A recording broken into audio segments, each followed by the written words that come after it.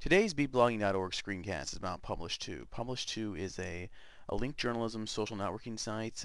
It's also a social bookmarking site. In many ways, it's similar to Delicious, Dig, and some of the other social bookmarking sites out there. The largest core difference between Publish2 and all those other sites is that it's restricted just to journalists, and that's its biggest strength.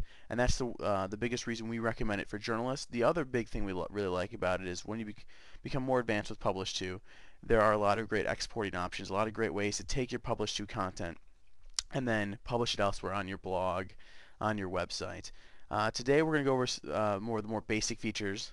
Later videos we'll go over more advanced features. The first thing we're going to look at is the registration process. And the reason I bring up the registration process is because it's a little bit different than most social networking sites. And that is because most of you will need to go through the standard approval process, which means that you will sign up. Publish2 will look over your credentials, and you're going to need to use your real name. You're going to need your real organization, your real email address, and they're going to make sure you're a journalist. Because if you're not a journalist, you're not going to get onto Publish2. Publish2 is really trying to get a lot of the business, marketing, PR people, the kind of people who are trying to influence journalists. They're really trying to get them off of their network. And so they've done a great job so far of keeping them off. And if you belong, but on the other hand, if you belong to a news organization that is already set up with Publish2 pre-approval, then you will not need to go through this process. You just type in your work email and you will be automatically approved. Once you go through the approval process and you have a username, this is the page that you will see when you log in. The most important thing on here for the purposes of this video is the add link button. This is the easiest way probably to get into link journalism on Publish2 when you first start out. A couple other things I think is worth pointing out before we really get into this video is the journalist directory. This is a great way to find out who is on Publish2, what news organizations they belong to. This is a great little tool because then you can form what Publish2 likes to refer to as news groups. Let's say you were a energy reporter and you were in the New York area. Well, you could go onto the journalist directory, look for colleagues that are also in the energy reporters and maybe in the New York area, or maybe you want a national group, and then you could all share links to each other, and you could all improve your own journalism by joining a group together and sharing links about different stories, content, research that you find on the internet. Another important area I want to point out really quick is the My P2 tab. Under here you're going to find all of your stuff, and two of the most important things are My Link Journalism, which every single link that you ever share on Publish2 will show up under here, and My News Groups. You can join as many news groups as you want. I'm going to click on here really quick just to kind of show you what it is. I am the administrator for 2 news groups, and you're welcome to create your own news group as well. One is beat blogging and one is beat blogging tools. So all the links that I share and then I mark for beat blogging will show up under beat blogging, and all the other people who've joined that group, all their links will show up under there as well. Conversely, the same thing will happen for the beat blogging tools group. I point this out because my link journalism up here will have every single link I've ever shared, while these groups down here will have just the links I've marked for these groups, plus all the other links that other people have shared from my groups as well. Now that we've gone over some basic features, let's go ahead and learn how to link here, because the core of Publish2 really is about link journalism and linking to content on the web. So up here you'll find the Add Link tab. This is not the only way to add links to Publish2, but it is the easiest way once you first join. And you'll go in here, you can add a link title. Let's say you were going to add to the Beat Blogging news group, and the Beat Blogging news group, for those who don't know, is a news group that helps us form the leaderboard each week. When you join the Beat Blogging group, what you're doing is you're sharing with us what you nominations for the leaderboard. So this might be a beat reporter, and what you're going to do is you're going to say, well, I'm nominating this beat reporter this week because if you look at this blog post they did, they really used social media or something else to help them report this week, and it's a really great example of beat blogging. And that's what the beat blogging news group is for. So let's go ahead and let's just make a fake entry right now. This is the format that we use for the beat blogging group.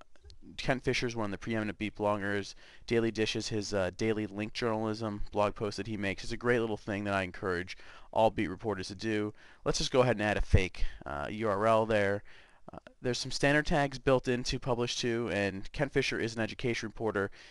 You don't have to use one of the standard tags, and I certainly would not use one if a standard tag does not fit the content you're linking to, but in this case it does. I also want to be fairly descriptive. He covers the Dallas Independent School District beat, so DISD. I want to tag everything with Kent Fisher that he's a part of. Um, and let's say I think this is a good piece of community building or whatever. I just want to make sure that I'm being as descriptive as possible with my tags. Let me show you a couple other things that are very important for this. The next one you'll see here is public comments. Public comments is very similar to those of you who've used Delicious and other things where you're telling people why you're linked to this particular piece of content. You know, for the Beat Blogging news group, which you'll find right here, we strongly encourage you to tell us why you're linking to this content, not what the content itself is about, but why you think it's a great piece of Beat Blogging. This the public comments is what everybody's going to see, and this is we're trying to tell people why this is important and why you link to it. Below here is your private notes, and this is something you may want to use, especially if you're using Publish2 for research for internal purposes. And you can certainly use both fields. The publication name, this is the Dallas Morning News. That's the Ken Fisher belongs to. And yeah, I encourage you to use that. And you can also put the publication date if you want to keep track of that as well. Some other really important things to keep in mind are your news groups. You do not have to contribute to a news group when you add link journalism. You can just add a link and it'll just show up under your link journalism. But if I was doing contributing to the nominations for the Beat Blogging, I would go here and I would click on this group. There is never an instance when you would add both Beat Blogging and Beat Blogging tools. And the reason I'll explain that really quick is that Beat Blogging is for nominations to the leaderboard. It's for great examples of Beat Blogging. Beat Blogging tools is links to articles, videos, blog posts, whatever, you know, what name you about social media, beat blogging, network journalism, link journalism, and it's a different concept, and they both, I think, really serve a purpose, but there would not be an instance when something would apply to both of them. Another cool thing about Publish2 is you can also add to Twitter. You can come in here and you just copy and paste the link title, but I would strongly recommend you try to sell people on why to click on this link. You can also add your Publish2 to Delicious as well if you have a Delicious account.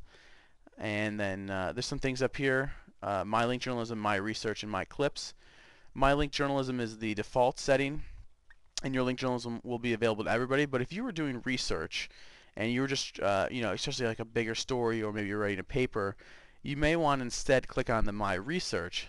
And what My Research will do is it makes it a private piece of link journalism just for yourself. So you can come in here and you can collect interesting bits, you know, blog posts, videos, or what have you.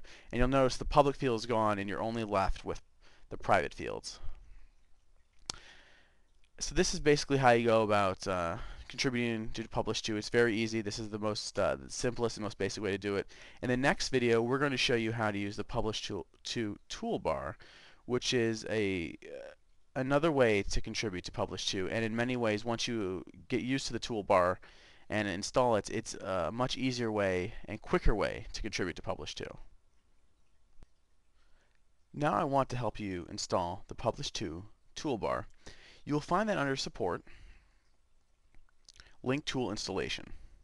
A variety of browsers are supported by Publish2, and I already have the browser installed, but this is where you'd go to install it. And once you install the Publish2 toolbar, it'll make linking to other content a lot simpler and easier. Now, for some of you who are using Publish2 at a journalism organization at work, you may or may not be able to install this on your own, and you may need IT's help. If that's the case, you may find it easier just to go to the home page and add links. But let me show you why I really like using the toolbar.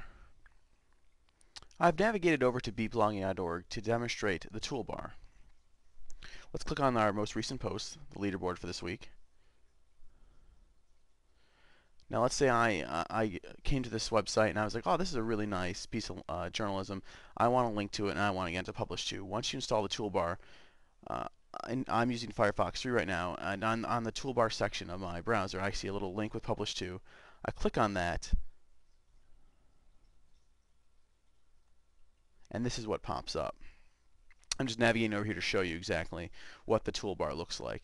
It says after I just click that one button, it shows me the link title. It's grabbed the correct title. It's already grabbed the URL for me, and now all I have to do is go in here. Let's say I wanted to, I just want to call this technology and science. I'm going to call this, you know, beat blogging, social media. This is a great example of beat blogging, and it should be because it is beatblogging.org. And then I go down here. Other things I can do from here as well. I can still leave private notes. I can do everything I can do from the website, but I never have to migrate over to Publish2 just in my process of linking to content.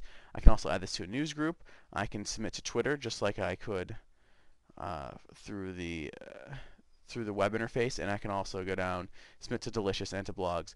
I hit save, bam, all of a sudden it will show up within my link journalism.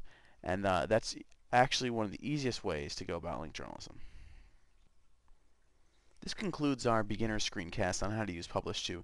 In the future, we'll go over some of the more advanced features of Publish2. But for now, this should be a great way to get you started on using Publish2 today and get involved into link journalism, which is a great way for journalists to harness the power of the web.